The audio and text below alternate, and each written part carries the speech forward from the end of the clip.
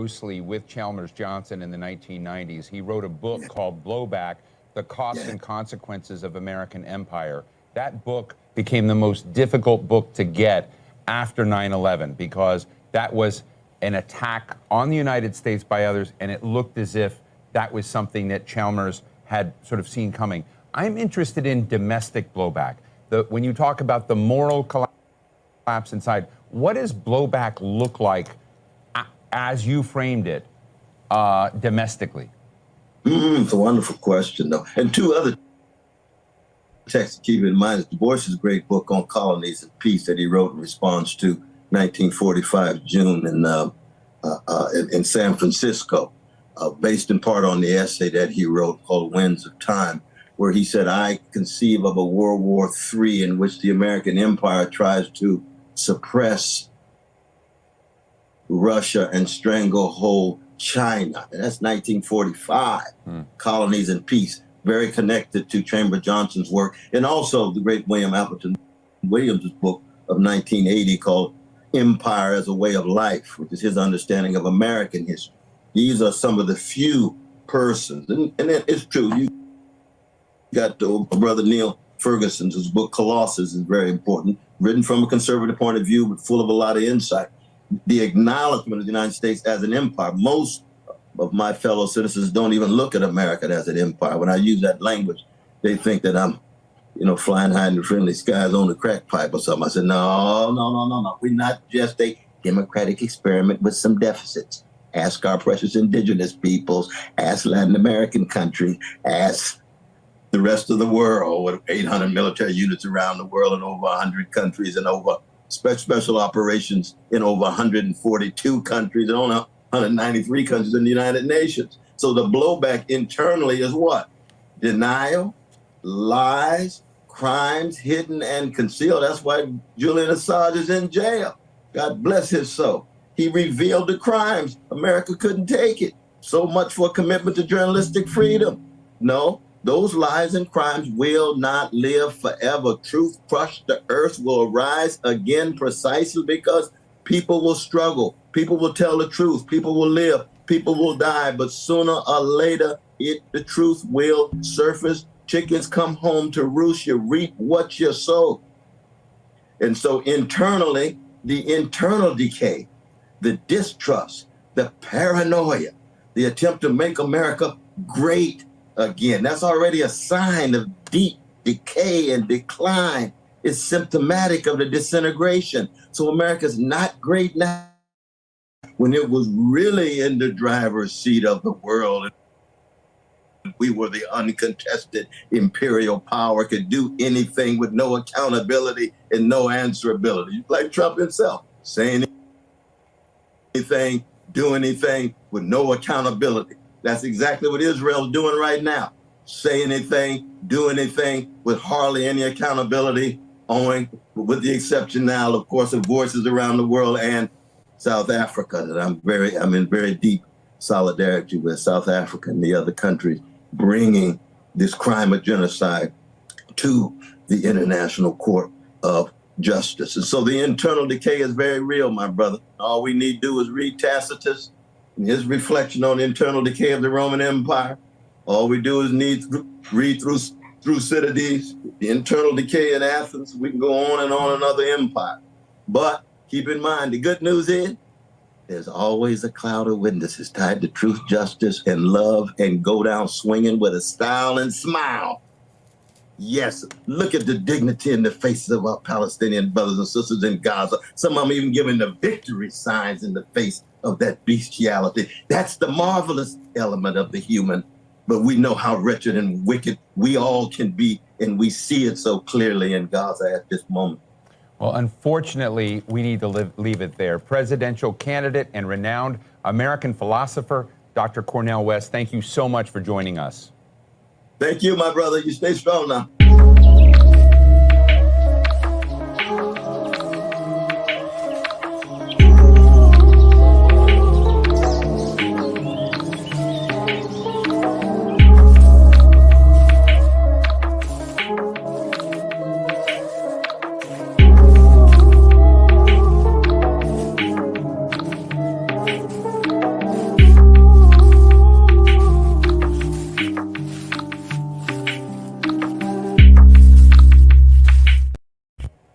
head of foreign policy for the European Union has made a frank admission. The era of Western dominance has ended, and the countries of the global South, which represent the global majority, have increasing economic and political power, and the West can no longer control the entire world. We are firmly in a multipolar system, not a unipolar system dominated by the Western powers. These were very striking comments made by the top EU diplomat, Josep Borrell, and in the description below, I have included a link to an article that I have written about this, which includes all of the sources that I'll be discussing today.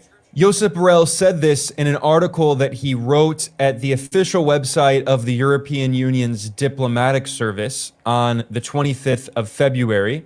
And he revealed that the EU has 4 main tasks in terms of its geopolitical agenda.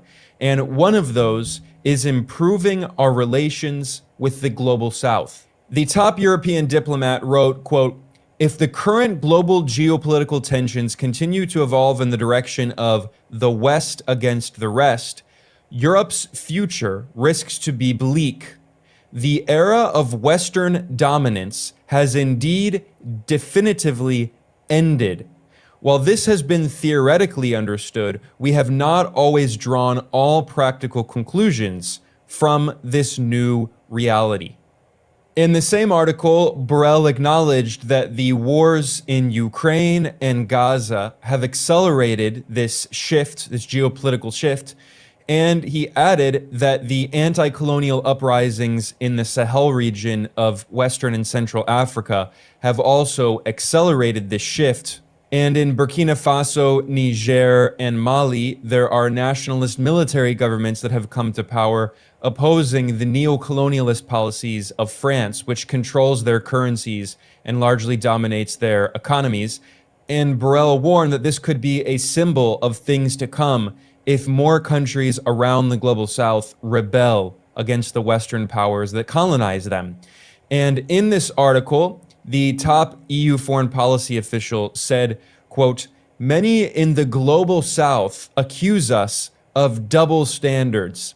And he complained that Russia has managed to take advantage of the situation. Old roofs needed. We're looking for old roofs to replace with our new permanent metal roofs. Can we...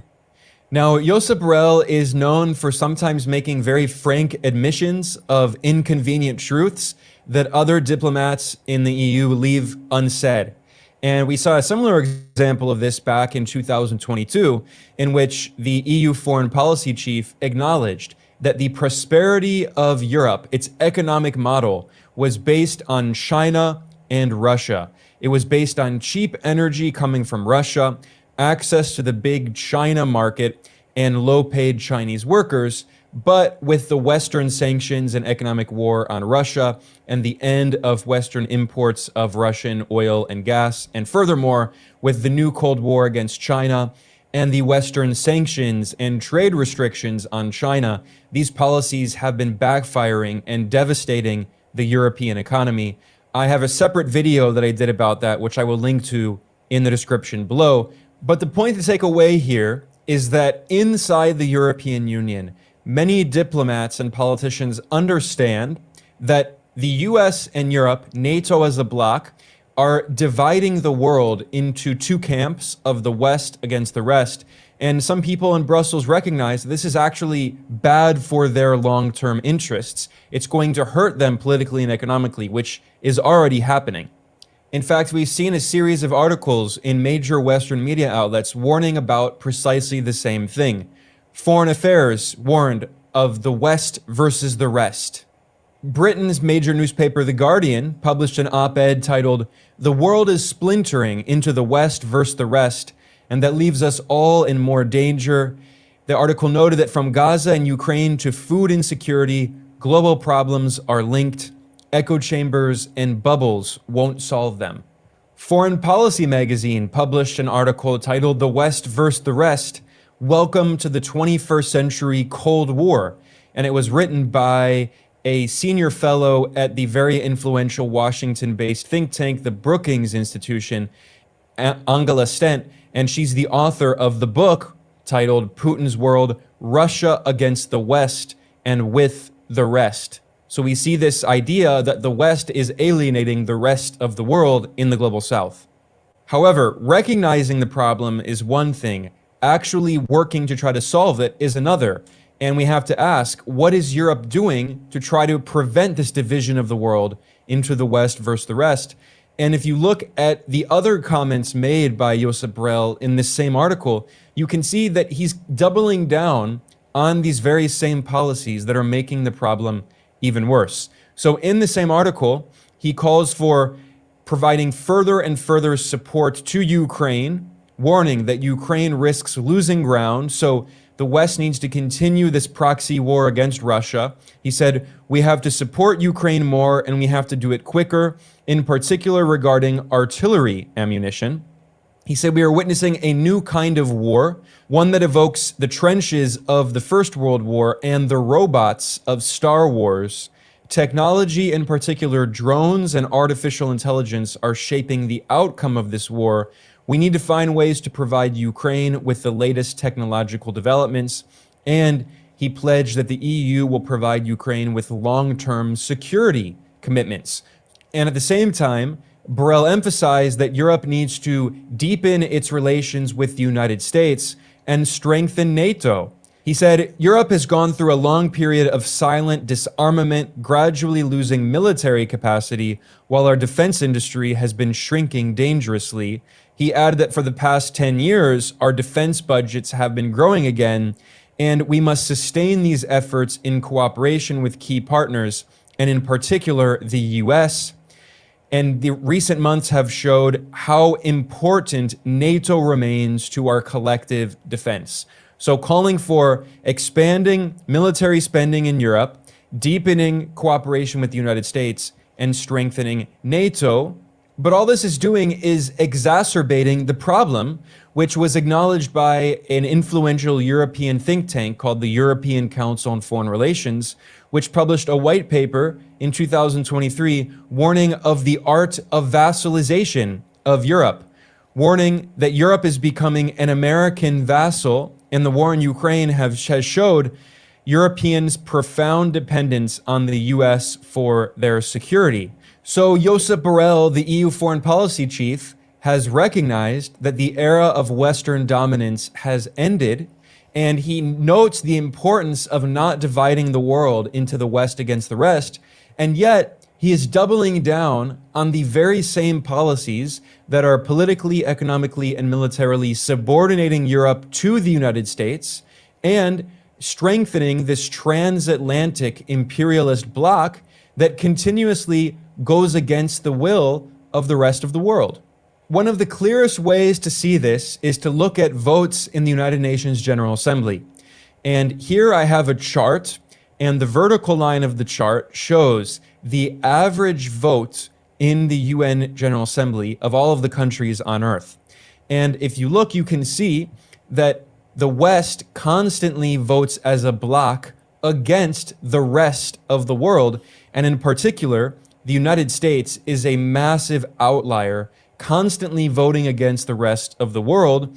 And Europe largely votes together, and it votes with the US. And there are only a few outliers, like in the Middle East and North Africa. Israel is one of the main outliers. In the Americas, Colombia historically was one of the outliers. But the vast majority of countries in the United Nations General Assembly vote together. And these are countries in the global South, in Asia, Africa, and Latin America. And by the way, this chart shows that China votes with the global South, with the majority of the world population consistently, and China's vote is frequently close to the world average in the UN, whereas the West is completely against the world average. Here's another chart which is even more striking. This looks at the votes of the United States in the UN General Assembly, and it found that only around 1/3 of the time, 32.7% of the time, the United States voted with the majority of the world in the UN General Assembly in the 30 years from 1983 until 2012. And in some years, like in 1988, the United States only voted 15.4% of the time with the other countries, the majority of countries in the UN General Assembly. This is the definition of being a rogue state. The USA constantly violates the will of the international community.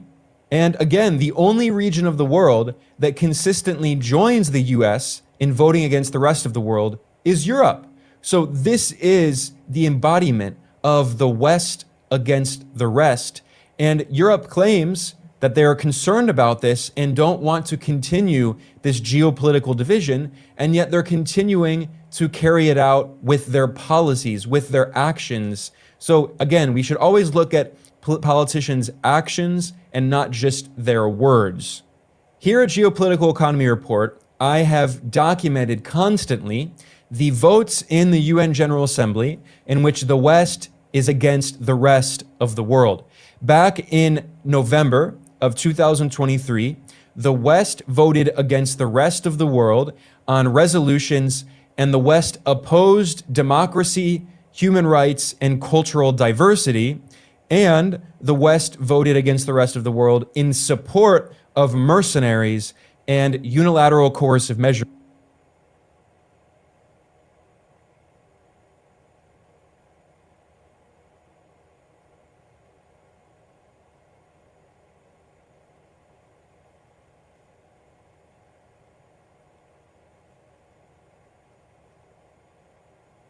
Which are known as sanctions. I will link to that in the description below. I did a video and a report documenting that.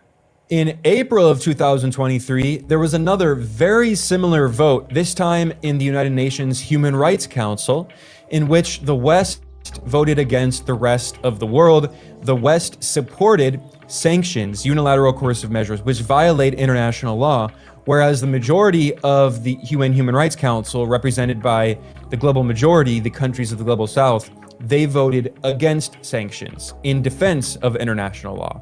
And another flagrant example of this is every single year, the UN General Assembly holds a vote on the call for a new international economic order. This is something that the countries of the Global South have been demanding for 50 years. This year, 2024, is the 50th anniversary of the call going back to 1974, in which the formerly colonized nations of the Global South demanded a new international order. And in these resolutions in the General Assembly, the Global South calls for this new international economic order to be based on respect for sovereignty, equality, sustainable development, and biological diversity, things that all should be uncontroversial, and yet every single year, the Western imperialist nations vote against them, because this is the reality of the geopolitical order, which is a Western imperial dictatorship led by the United States. This is the US-led imperialist world system predicated on the super exploitation of the formerly colonized countries in the Global South, whose economies largely revolve around the export of raw materials and low value added products in very labor intensive industries. And their cheap labor is exploited by multinational corporations concentrated in the West, in the global North, in the colonizing nations, whose economies are in turn predicated on the export of high value added products, of capital intensive industries, and their wages are significantly higher. And the goal of these imperialist nations concentrated in the West is to depress the wages of the Global South, to keep them trapped in cycles of dependency. And if you look at a map of the countries in the core of the world system, they are the West, the colonizing nations, the imperialist nations. And if you look at the countries in the periphery, they are the countries that were colonized in the Global South. And if you look at the semi-peripheral nations that are economically transforming and moving out of the periphery, they are the BRICS nations: Brazil, Russia, India, China, South Africa, along with some of the developing economies like in Iran, Indonesia. they are gradually moving out of the underdevelopment and poverty that was imposed on them through centuries of colonial exploitation. And this explains the geopolitical conflicts in the world today. What we're seeing is fundamentally a continuation of the national liberation struggles, the decolonization struggles of the global South that formally ended political colonialism, formal colonialism in the 1950s, 60s, and 70s, and yet a system of neo-colonialism continued in which their economies were dominated and in some ways controlled and exploited by the Western capitalist nations. And what we're seeing in this new Cold War is a struggle of the Western imperialist nations, led by the United States, trying to prevent the global South from transforming the international economic order, from creating a new international economic order.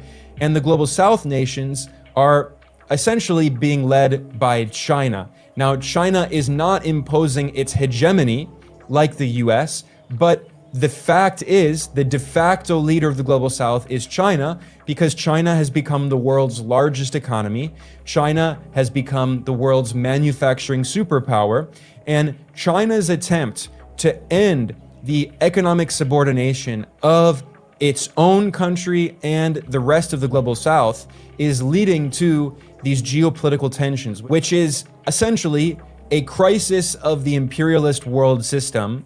And the Western powers are trying to maintain their economic hegemony, which is why the US Commerce Secretary, Gina Raimondo, has said explicitly that the US needs to work with Europe to slow down China's innovation, because this is how the West can keep the economies of the global South trapped in this cycle of dependency by preventing them from developing their own advanced technologies, so they are dependent on the advanced technologies produced by the West, and in particular by the United States, especially as Europe has become more and more a vassal of the United States.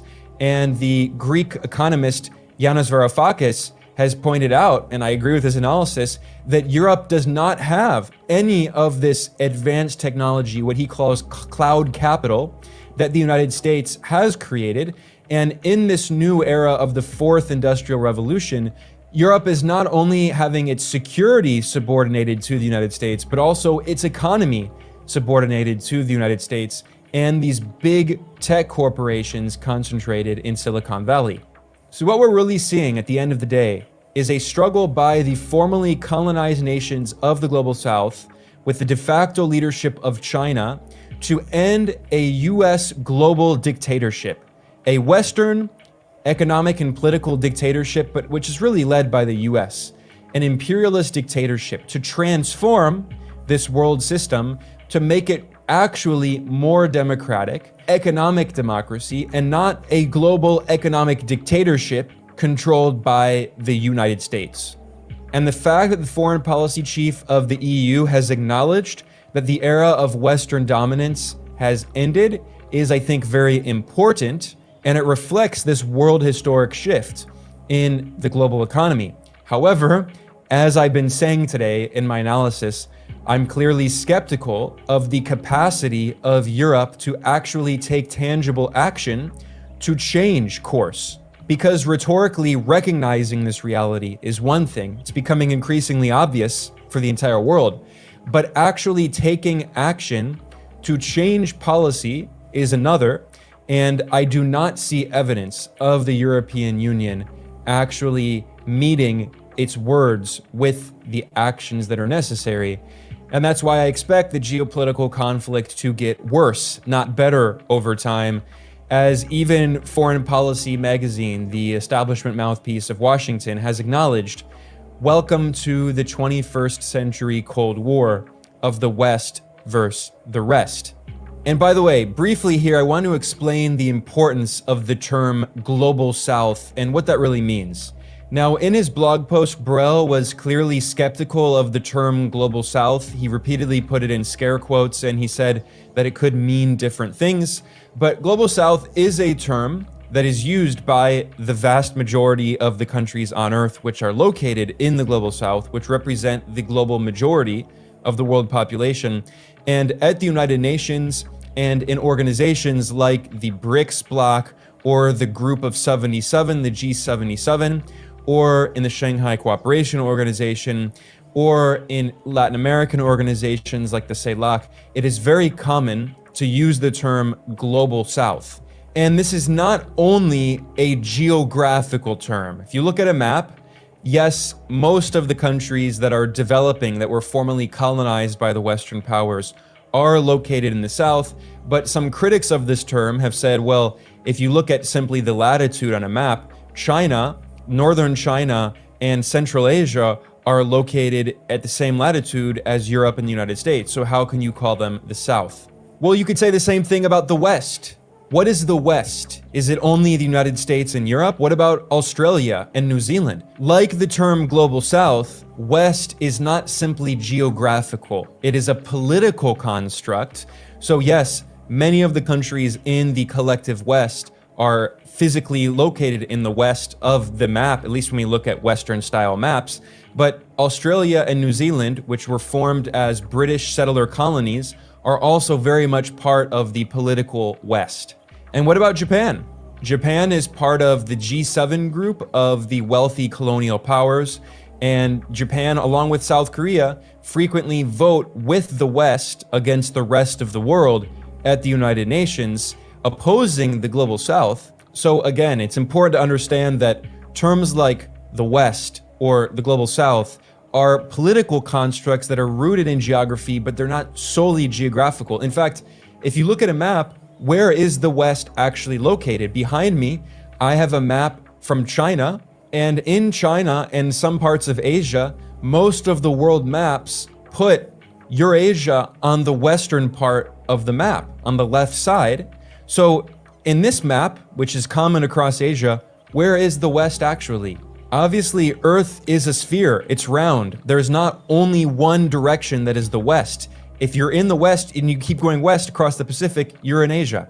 Global South has become a term that is very popular among formerly colonized countries. It is a political project trying to unify these countries so they can develop economically and resist imperialism and neocolonialism. And this was made clear by China's foreign minister, Wang Yi. He said, China will always be a member of the Global South. Similarly, in a speech that Brazil's president Lula da Silva gave in Ethiopia this February, he was speaking to African leaders, and Lula emphasized the importance of the project of Global South unity. He called to further integrate the economies of Latin America and Africa, and he said, "This is the world we need to create, which I call the Global South. It is the new world that is in front of us, in front of our eyes." And Lula added, "We were once known around the planet as poor countries, then as third world countries, then as developing countries, then semi-developed countries. Now we are developing countries. No, sir, we are now the economy of the Global South. We want to give ourselves a chance so that the Global South, which has part of what the world needs today, can occupy its place in the economy, in politics, and in world culture." And then he added that the BRICS is an exceptional opportunity to help integrate the Global South, and he called for bringing more African countries into BRICS and also participating in the G20, the group of 20 nations. He also mentioned that the Global South should have more of a discussion of the IMF and the World Bank, which are dominated by the United States, and it should ask whether these institutions will serve to help finance the development of poor countries or whether they will continue to suffocate poor countries. So here we can see clearly how the idea of the Global South is a very important political project for unity of the formerly colonized nations. Previously, the term used was Third World. Today, Third World often has very negative connotations, but when it was created, it was originally not meant to be a negative term. And anti-colonial and anti-imperialist leaders discussed the differences between the first, second, and third world in terms of their relations in the world system, the global capitalist system.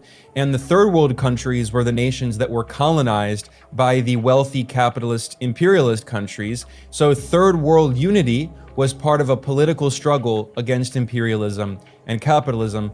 However, over time, especially after the overthrow of the Soviet Union and the socialist bloc, which was considered part of the Second World, after the First Cold War, with the change in geopolitics, those terms shifted, and formerly colonized countries began to promote the idea of the global South. I just wanted to briefly explain the importance of that because I often get questions about it and sometimes people can be confused. This is why I created Geopolitical Economy Report, and this is exactly what I analyze here every single week to try to understand these very important geopolitical and economic shifts. I want to thank everyone for joining me today. I'm Ben Norton, the editor-in-chief of Geopolitical Economy Report. Please like and subscribe if you're watching this video on YouTube.